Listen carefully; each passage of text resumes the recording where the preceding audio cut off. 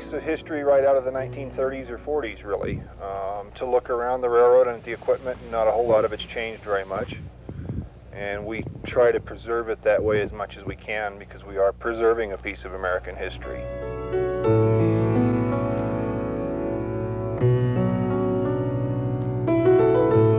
You really are taking a trip back in time, and I think you can feel like you're going back into the early 1900s.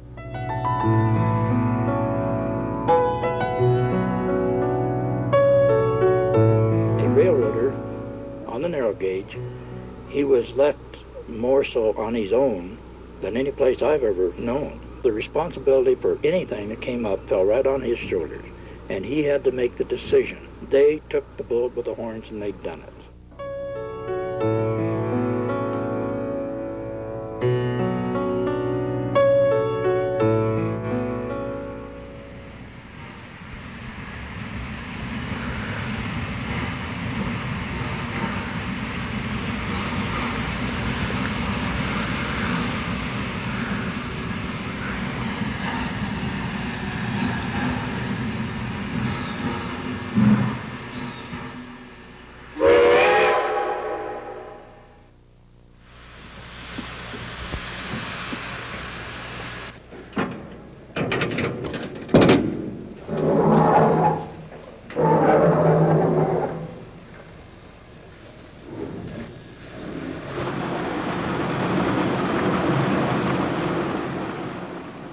A steam locomotive taking on water.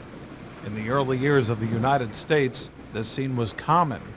Today, the railroad water tank, along with the steam locomotives it served, has almost vanished entirely.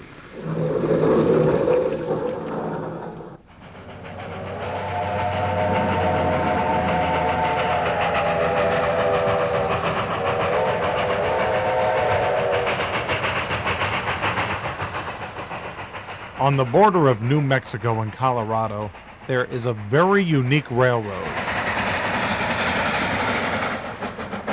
A place where the past mingles with the present.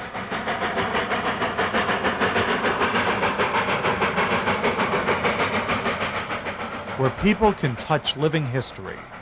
This is the story of the Cumbres and Toltec Scenic Railroad.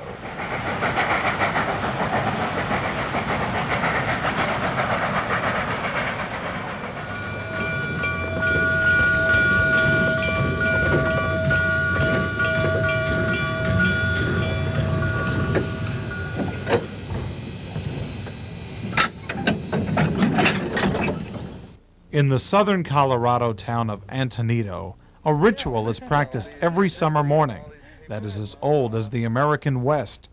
A steam locomotive couples onto its train, and the passengers pile aboard. The train this morning is scheduled to depart the station here at Antonito at 10 o'clock, arriving up at Osier, Colorado, our midway point inland stop, this afternoon at 1 o'clock, with one intermediate stop at Sublette, New Mexico.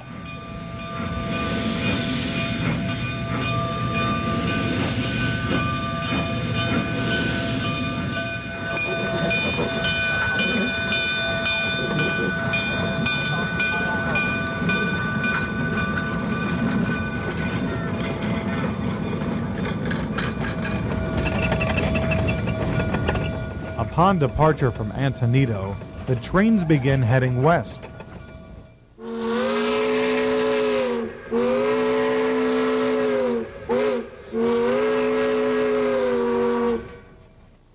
Passengers work their way to the open car to enjoy the climb into the mountains.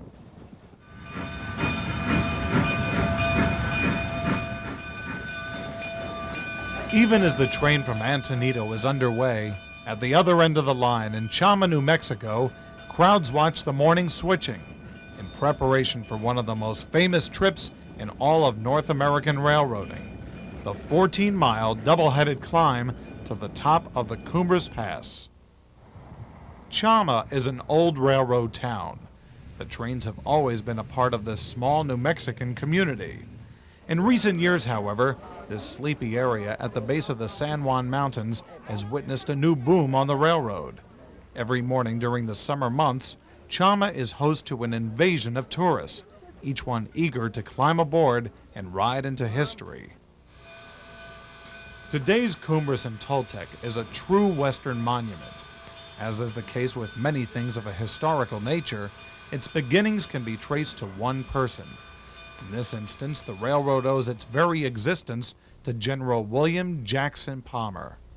In 1870, General Palmer decided to build a railroad south from Denver to Mexico City, in the belief that he could open a great new trade artery between the United States and Mexico. When General Palmer began constructing his new railroad, which he named the Denver and Rio Grande, he made one decision which would affect the line from then on.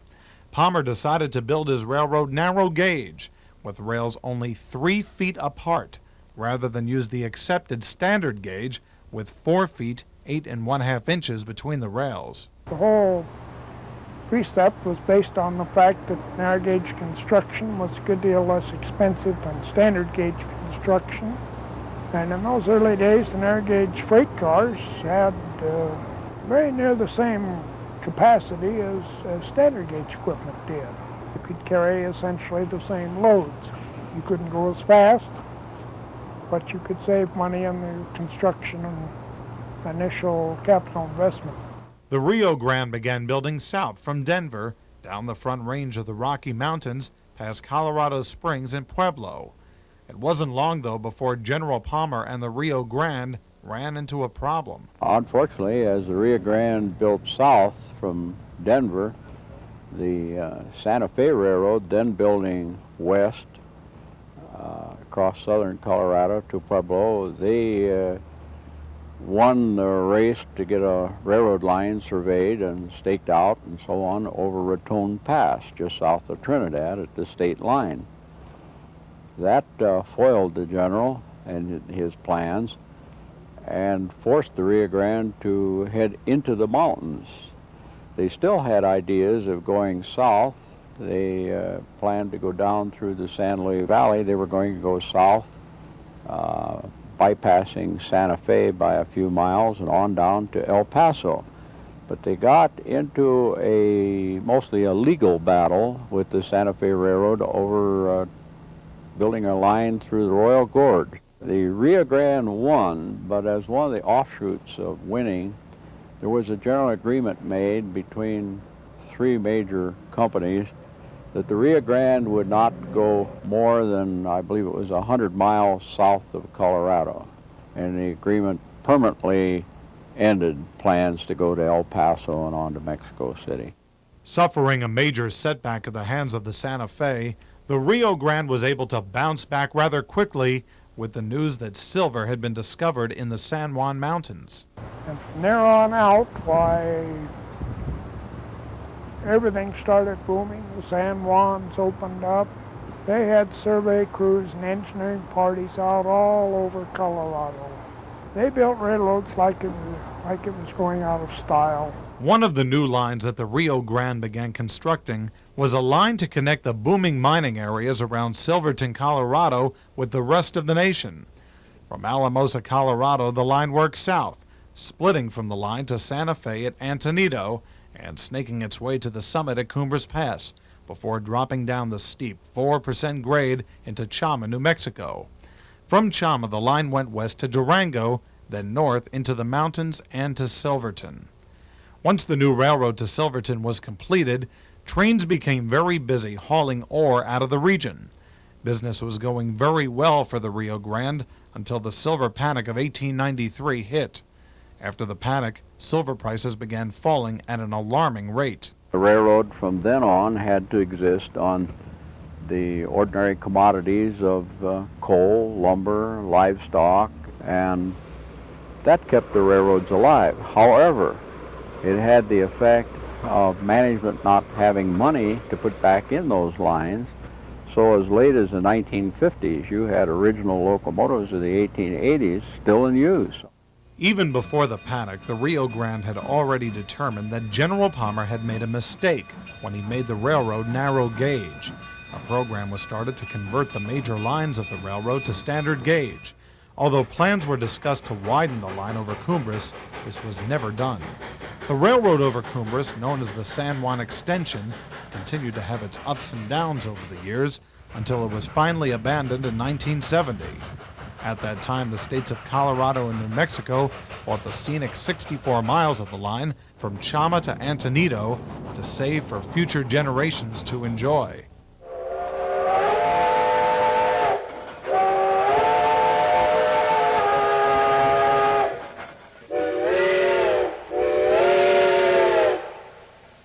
And enjoy people do, as the double-headed train departs Chama and begins fighting its way up to Cumbres Pass.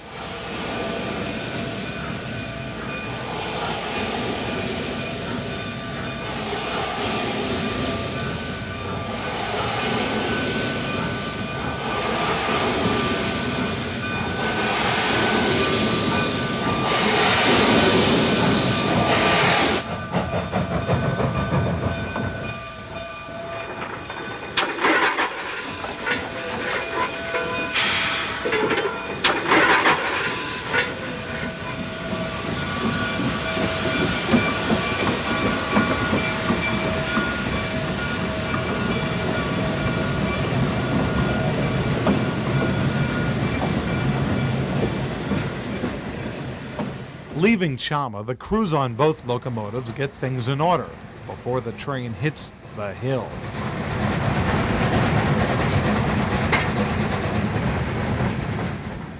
A couple of miles east of Chama, the train reaches the 4% grade and the railroaders go to work.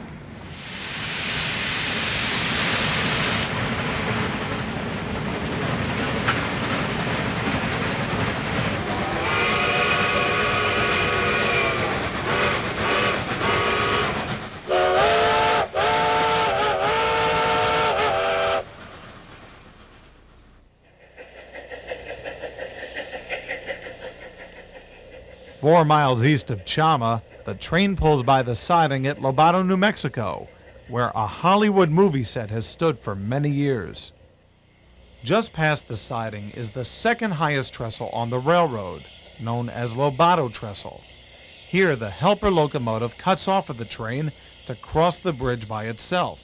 The load limit of the bridge will not permit two locomotives to be on it at the same time. Once the helper locomotive is on the other side of Lobato Trestle, the road locomotive brings the rest of the train across, with the passengers getting a chance to gaze down 100 feet to Wolf Creek.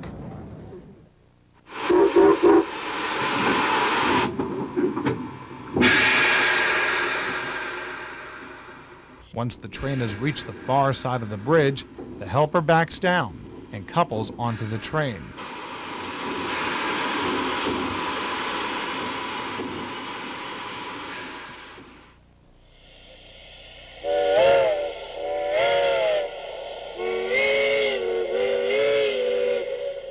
From here on, the train blasts its way up the hill to Cumbres.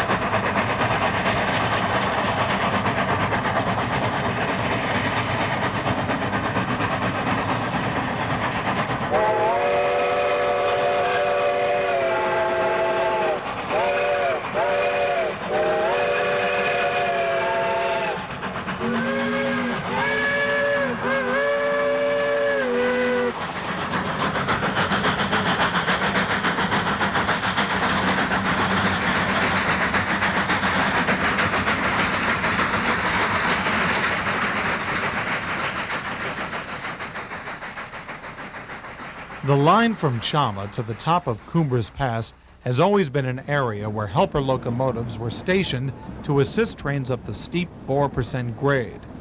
Today, many trains of the Cumbres and Toltec still need 2 locomotives to make it to the top of the hill.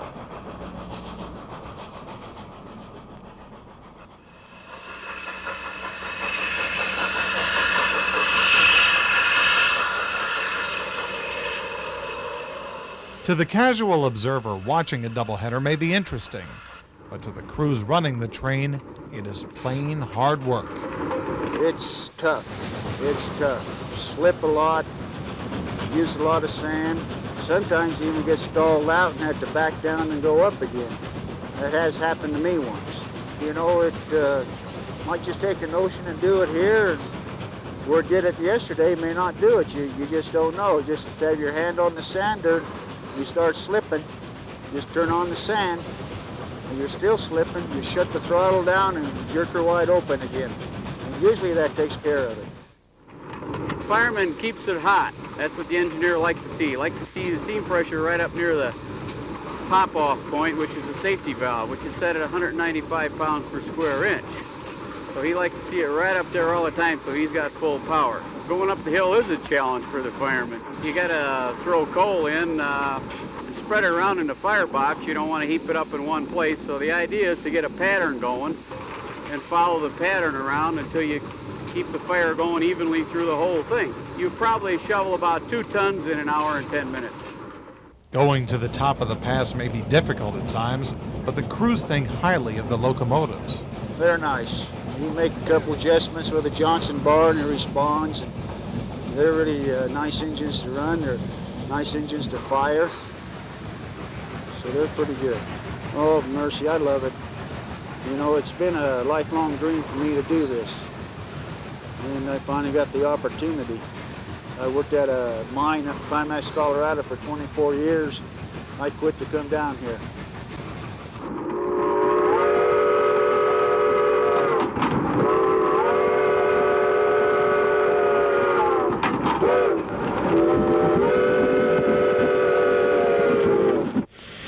A doubleheader between Chama and Cumbres is certainly fascinating to watch, but not every train has 2 locomotives.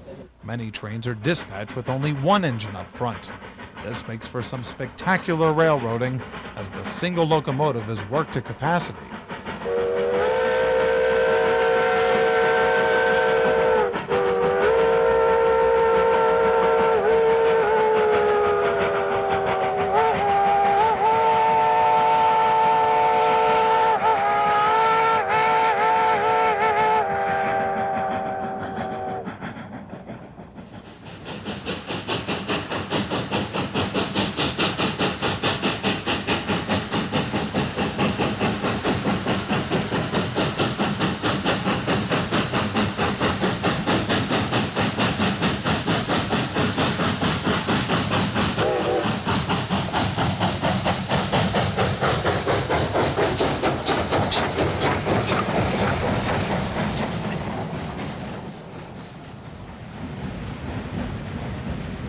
Back on board the doubleheader, the passengers are enjoying the trip through the Aspen Grove near the water tank at Cresco, Colorado. From here on, the railroading is dramatic as the train begins its final assault on the summit.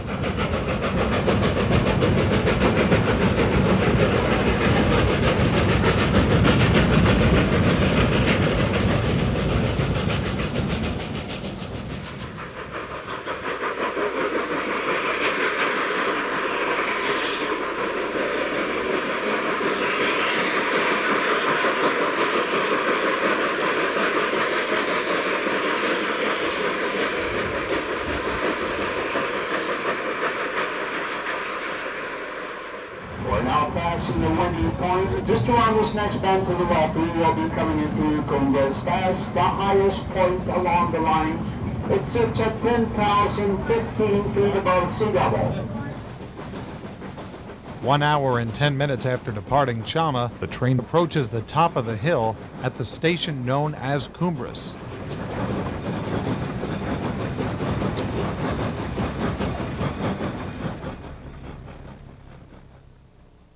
Ever since the line was constructed, there has been a small collection of railroad facilities at this lonely mountain station. was strictly a railroad community, and there were not really very many people that stayed there, especially through the winter. There would be the section hands and the telegraph operator, and a man by the name of Lively was up there for a number of years, and he took a lot of interesting winter snow pictures, some of which are in Ticket to Toltec, and some that Monty Ballou took at the same time frame, early 1900s. But I don't think it was ever anything but just a railroad stopping place. Cumbres was a strategic station on the Rio Grande since it was at the top of a grade from either direction. Trains from Alamosa, Antonito in the east had a long 1.5% climb to Cumbres, and trains from Chama encountered the steep 14 miles of 4% grade. Even up to the last days that the Rio Grande operated the line, morning in Chama took on a special flavor as locomotives were prepared for the climb to the top of the pass. Typical operations would find one locomotive at the front of the train while a helper labored from the rear. Trains coming into Chama from Durango would usually be broken into several parts, with 2 locomotives making as many trips as required to get the entire train to the summit. Today, Cumbres is not as busy as it used to be, but one can still pause to watch the helper being set aside and one locomotive taking the train down the other side of the hill toward Antonito.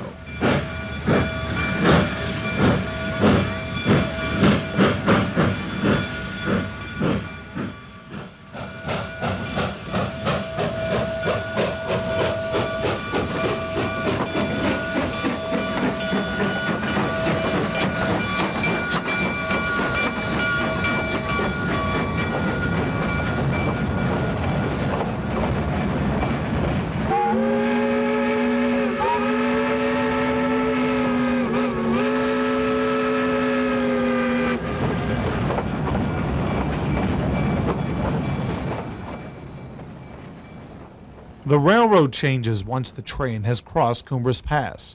Passengers have new scenery to enjoy as the train glides through the subalpine area east of the pass.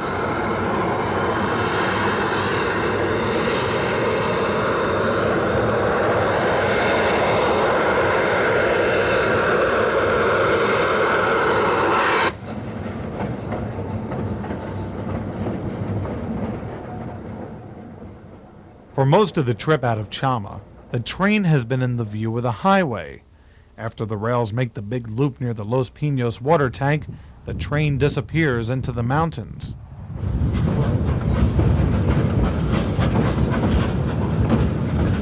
Weather in the mountains can change abruptly. Only a few miles east of Los Pinos, it is raining as the train crosses the highest bridge on the line, Cascade Trestle.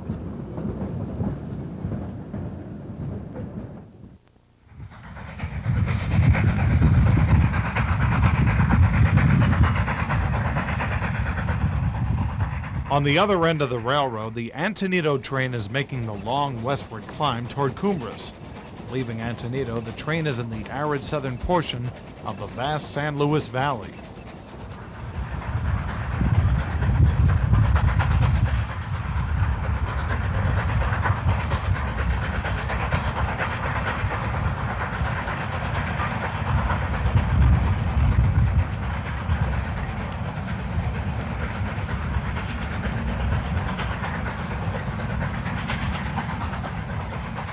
In order to gain elevation, track surveyors in 1880 decided to have the railroad weave along the sides of every mesa in its path, a decision which people have joked about ever since.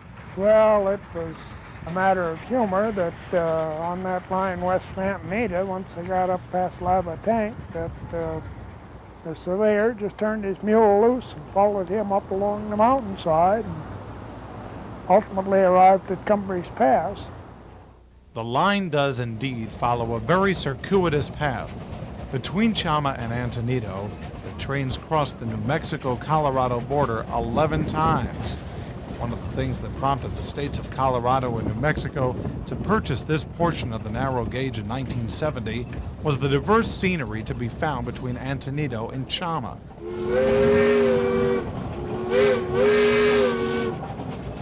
As the train nears the siding at Bighorn, New Mexico, passengers begin to notice that the scenery has changed from the sagebrush and rabbitbrush found near Antonito to an area with ponderosa pine and a few aspen. It is in this area that patrons begin to experience the best scenery on the railroad. The line beyond Bighorn winds around along the upper rim, the upper portion of a wide mountain valley, almost totally devoid of any kind of population or roads, no towns, and provides a magnificent continuing series of views of that sort of country. It probably will always remain that way. The line is almost virtually unchanged from when it was built. The locomotives are somewhat newer and considerably heavier than the original cars, but the scenery is the same as it was in the 1880s, and the general atmosphere is probably the same. The passenger gets the feeling that they are almost pioneering into an area that most of the West's other tourists never heard of and never see. And it's something different.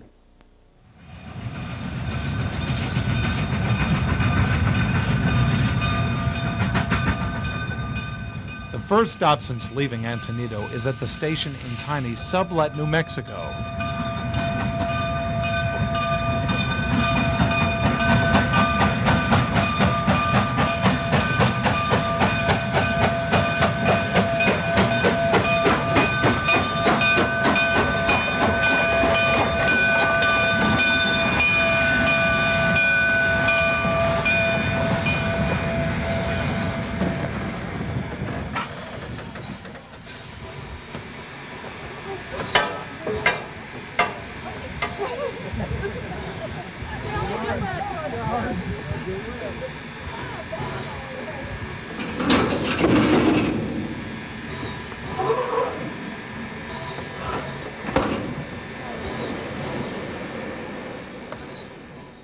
Sublet today, of course, is really what is classified a ghost town.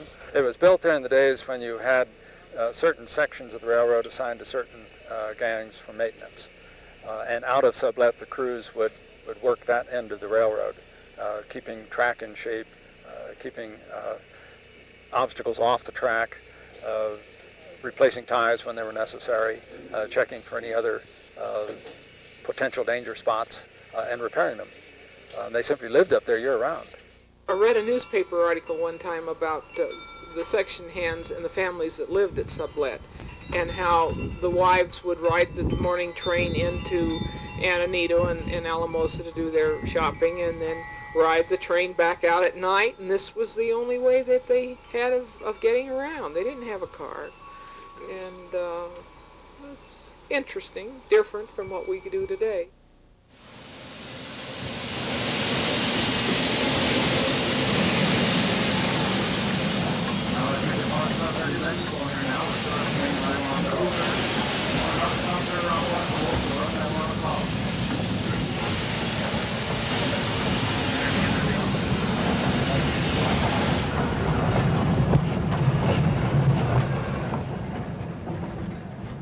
Leaving Sublet, the scenery becomes more spectacular by the mile, with the railroad running through thick groves of aspen and the passengers looking over the edge of track into the beautiful Los Pinos Valley. This stretch of line has always been popular with passengers, and for many years the line was served by a passenger train worthy of the route. Known as the San Juan Express, this deluxe train would make the trip daily from Alamosa to Durango. The trains would include a locomotive or two, a railway post office car, baggage car, some coaches, and a first-class parlor dinette car. Back in this day, it was a real good train. And, back several years ago, sure, it took you like 9 hours to get from Alamosa to Durango. But that's 200 miles, see? Well, when the roads are bad, you couldn't go over the pass anyhow, so actually about the only way they had getting through. And they carried a lot of all the mail, and then we had little stops at different stations, what we call a LCL car. There might be a side of beef hanging the shed farm, or boxes of groceries and stuff like that for these little towns along the way. And we peddled that on the way for years, up until not too long before they pulled it off. Oh, it was a delightful little train. Gosh sakes. That parlor cars that they used, each of them with a galley. They served great food, and the boarders on them were excellent chefs. It was quite a joy going off across the country to stop at these little settlements and sidings along the way. Native youngsters would come out, and they were always good for an ice cream cone. Newspapers were delivered that way. It was a fun operation. The important thing to the train was that in the winter it kept the line open. Those daily trains, 7 days a week, going back and forth with the equivalent of a standard gauge engine and 4 relatively light wooden cars, could plow through snowpack cuts and drifts of that fluffy snow the skiers like, and keep the line open. Well, the first thing the railroad did to kill off the line was to get rid of that passenger train so that freight trains would have difficulties getting across there, and then the cost of opening a line running special snow plowing flanger trains skyrocketed and made the losses pyramid. On January 31st, 1951, the San Juan Express made its final trip between Alamosa and Durango. For the first time since the line was built, there was no scheduled passenger service on the line. Coming up just ahead of us now is the first of 2 tunnels. This one is tunnel number 1, or the bug tunnel.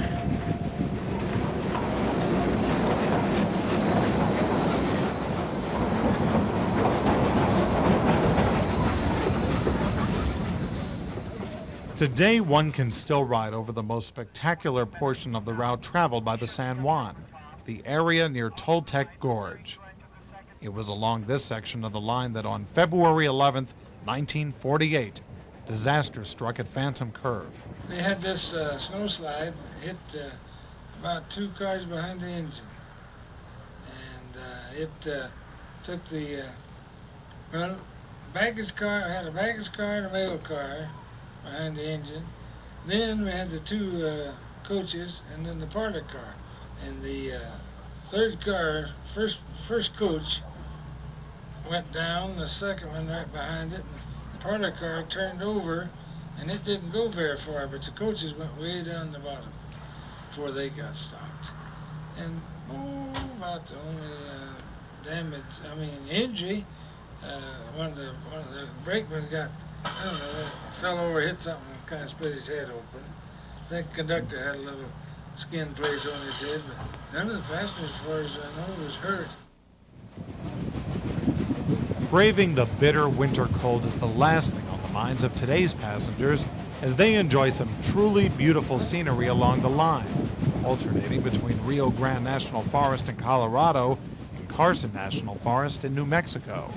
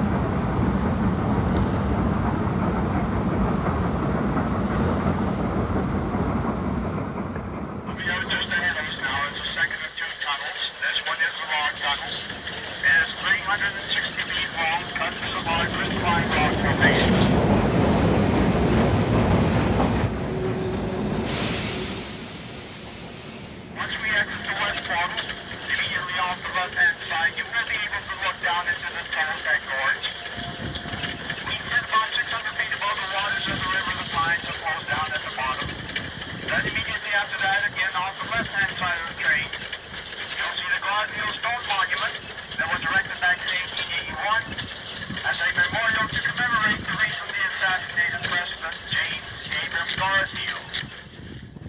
Immediately after emerging from Rock Tunnel, the passengers are treated to some truly spectacular scenery as the train eases past Toltec Gorge. Patrons have marveled at this stretch of the railroad for over 100 years. Shortly after negotiating Toltec Gorge, the train enters another area with vastly different scenery. Nearing Osier, Colorado, the train begins to encounter a large grassy area. This part of the forest was destroyed by a large fire in 1879 and has never fully recovered.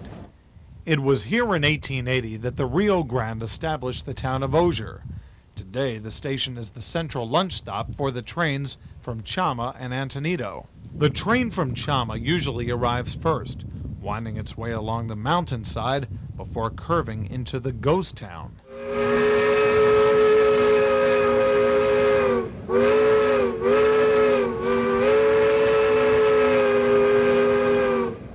After the eastbound train from Chama stops, the westbound train from Antonito comes into view.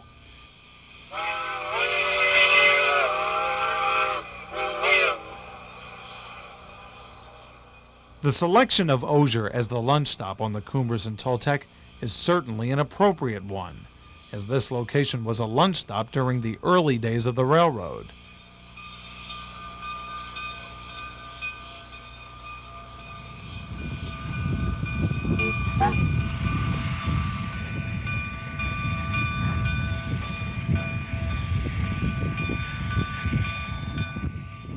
Here, the railroad built the usual cluster of buildings and facilities one would expect for such a station. At this site is a small depot, a water tank, section house, stock pens, and a siding. For a time, there was even a small community here. They had a so-called hotel there at one time. It was called Jenkins Gardens, and it was a guy that had homesteaded there. And he put up people. I don't think it was anything but very primitive. And I think now most of the signs of where his buildings were are gone. But they were up on the hill above where the tracks are. And they used to say that they could swing the election in Conejos County by how many people got off the train at Osier and voted and got back on the train, and maybe did this 2 or 3 times, but they could control the voting this way.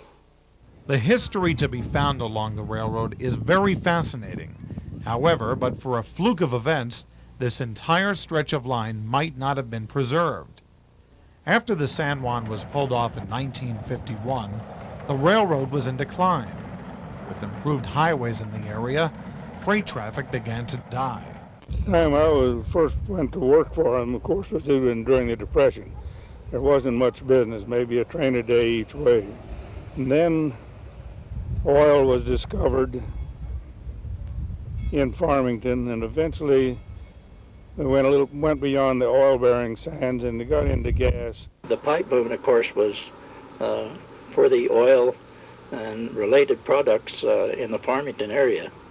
And there was a lot of what they call mud, which are used in their drilling operations, and all the related products that go with oil drilling. About 1950, we really began to run on the railroad, hauling pipe, other materials for the gas field into the Farmington area. As the pipe came in, of course, at Alamosa, we had a major transfer.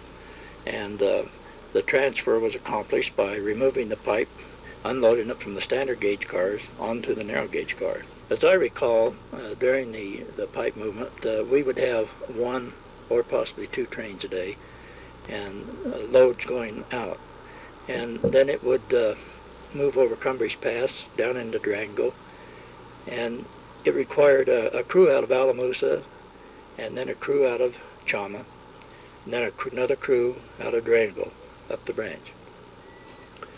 And at Farmington, they had pipe unloading facilities to handle this, and they went through basically the same type of procedure that we did at Alamosa. Without the passenger train plowing the line twice daily in the winter, the railroad was forced to run its rotary snowplows more frequently to keep the line open. The cost of running a rotary snowplow train was just unbelievable. And if it were possible to, by operating at once, keep the line open, that would be fine. But invariably, you'd open up the line, and within 3 or 4 weeks to be closed again. You'd have to go through all that expense again. Meantime, you've gotten the revenue maybe off of 2 or 3 trains was all.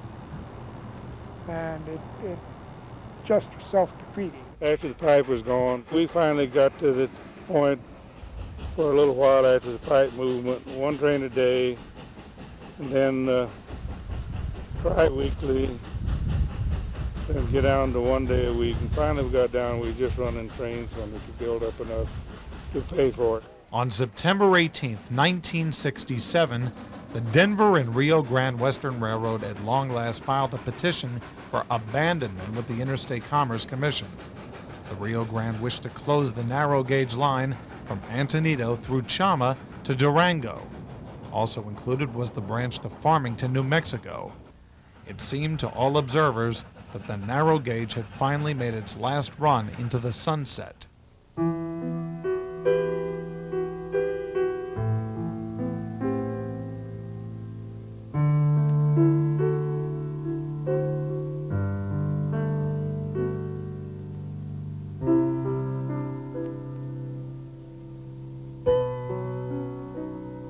By July 1970, the narrow gauge railroad over Cumbres Pass had been officially abandoned. The yards in Chama were silent. The railroad between Durango and Chama was already being removed. The line from Chama to Antonito, however, was intact, and the scrappers stayed away. This section of the route was to be preserved because of a number of people whose dedication to the railroad in 1968 would not let the line die.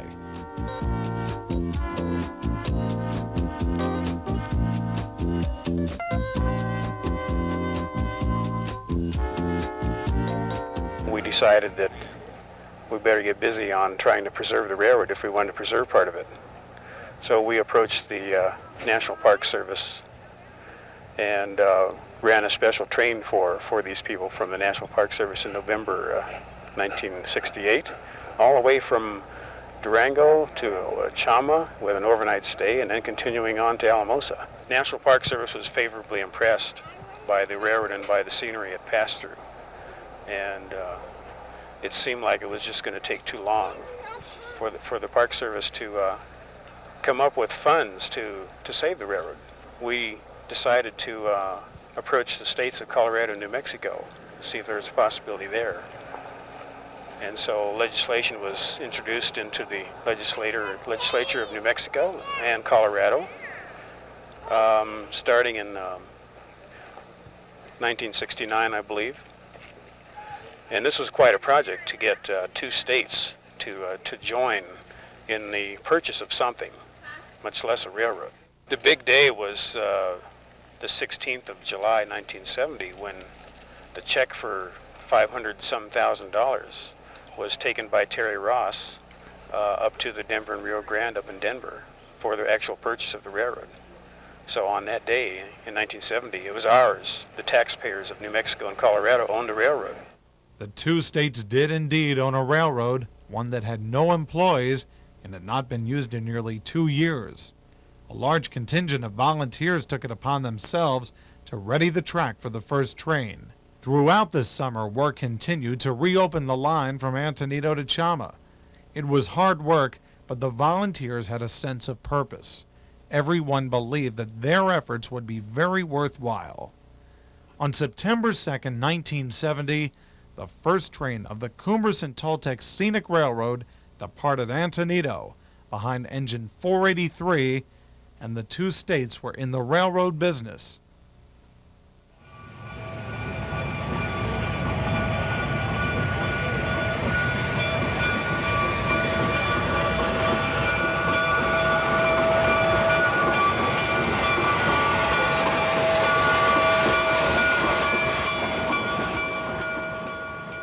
The 2 states are still in the railroad business today. although the day-to-day operations have been turned over to Kyle Railways.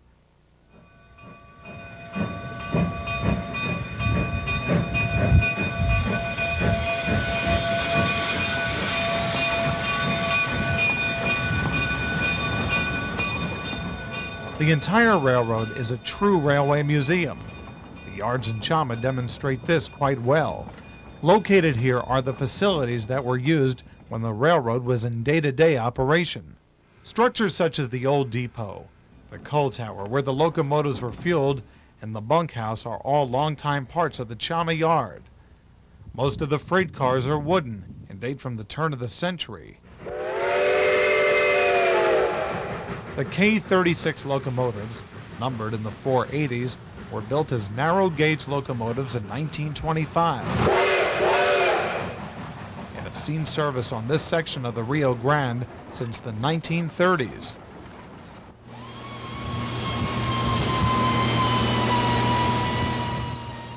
Today, in the new engine shop, one can still watch craftsmen use techniques from the age of steam. What I'm doing, I'm cleaning these holes so the our superheated tube will fit in there. And these holes are a little bit scratched and a little bit rough, so I'm cleaning them to put our tubes will fit in there. One of the problems associated with operating a living museum like the Cumbres Toltec is the fact that one is using the very items that are supposed to be preserved. There's different ways to preserve things, and with steam locomotives, really, the best way to preserve one is to operate it and keep it maintained and keep it in good condition. I suppose that some people would disagree with that and prefer to put them in museums and on a pedestal and just look at them, but it's just not the same thing. You just can't get the feel of it and really understand what it's all about unless you can see one operate. We like to refer to this entire project as a living museum. What we have here is a railroad doing today what it was designed to do 100 years ago when it was built. We are still running trains as they were run then. Though we're hauling a lot more people now than they did then, and we're not hauling any freight. The fact remains we have a museum doing today what it was designed to do. The place is here, the equipment is in place, the buildings are in place all along the line. One such place is the former section camp at Cumbres. Time, however, has not been kind here. For example, when the two states bought the line, the old snow shed was intact. The old snow shed, there was no maintenance done on it for years by the railroad. And unfortunately, a few years ago, a portion of it fell down. There's a bare remnant of it.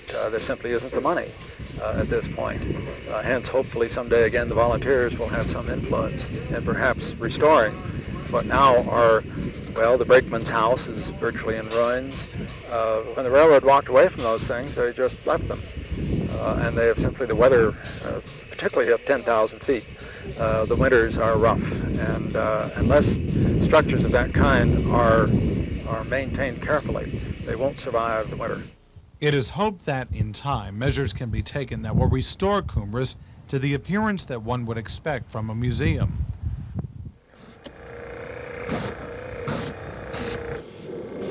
Despite the condition of decay that is found at the summit, there is a good restoration effort currently in place on the railroad.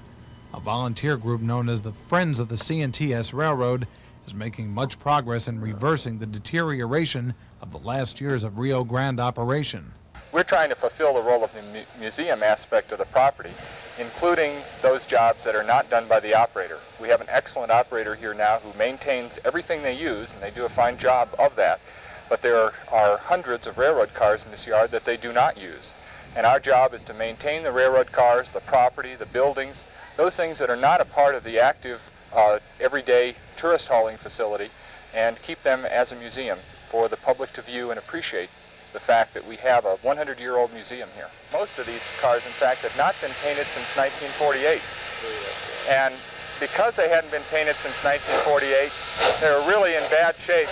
And it's taken 2 or 3 coats of paint, even the first time around, and many gallons of paint just for a small surface area because of the extremely deteriorated shape of the wood. One of the things that we see in a 3-pronged approach to this property One being the preservation physically of this equipment that our volunteers can do. The second is a fundraising program that is very important to the goals of this organization. We hope to raise money so that we can have other pieces of property restored, types of equipment that we cannot restore, that are beyond our expertise. And so fundraising is an extremely important function of the organization. And lastly, the third function is to interpret the property to the public. Every August, the Friends get together for a work session where old equipment is made to shine once again. At the end of the weekend, the volunteers are rewarded for their efforts as a special freight train is run featuring the restored freight cars.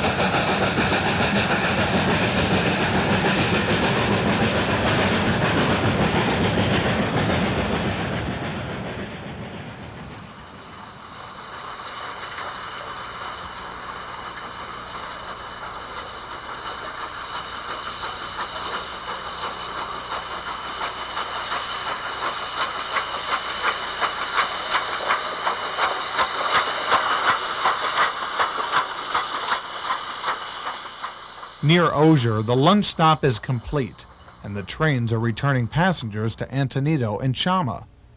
A look at today's Cumbres and Toltec would not be complete without paying tribute to the men who ran the trains in regular service many years ago. Nearly all agree that the narrow-gauge railroader was a special breed. It's a matter of fact that Rio Grande, through their apprentice system and prior to that, through the system that they used to bring people up from the ranks, so to speak, they were well background in their trade, and they could go anywhere. You may not have been what they call special when you went to work there, but it didn't take you long to get in the groove and learn, that everybody worked together, and that's the way it goes. Well, you couldn't slough off and let somebody do the work because you needed everybody that was there to keep things going smooth. It was just like family. We cooked in the caboose together, and we had our bedrolls on there, and we slept in the caboose. 3 of us, conductor and 2 brakemen, used the caboose. The enginemen didn't have any place to sleep.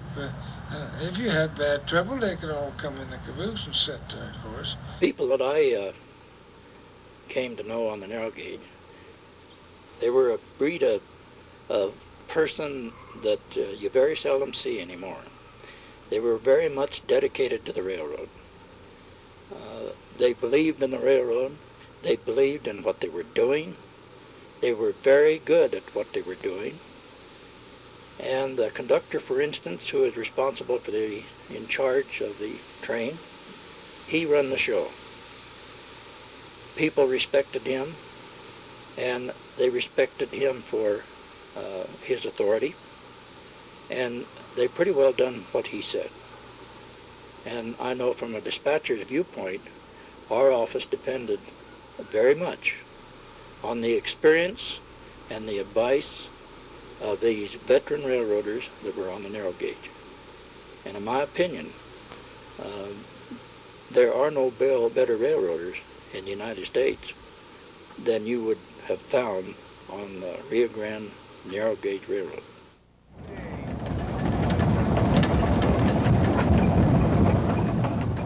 The Cumbres and Toltec is indeed a living museum. Trains run over the same roadbed that was pushed through the Rockies in the winter of 1880. The locomotives have all spent many years here. The facilities are original to the property. By late afternoon, the trains are nearing their respective terminals. The passengers still crowd the open car, although for some, there is more to do than watch the scenery.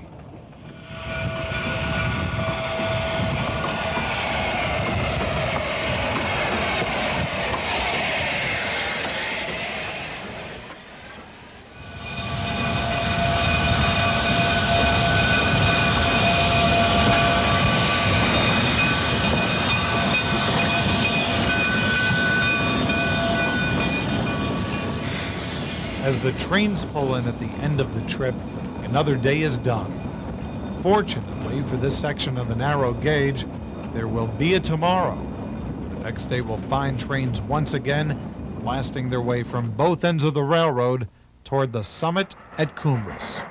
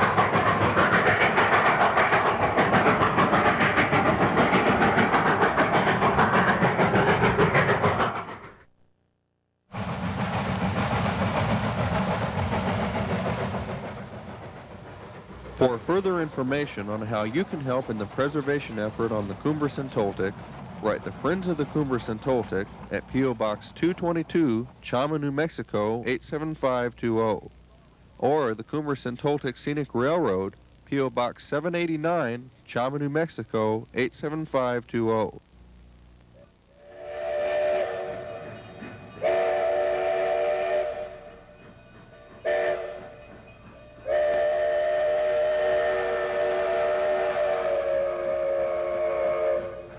Also available from Railway Productions is the documentary Narrow Rail Still Shine. Take a 1-hour look at both the Durango and Silverton as well as the Cumbres Toltec. The history of the narrow gauge as well as current operations are discussed in this highly acclaimed tape.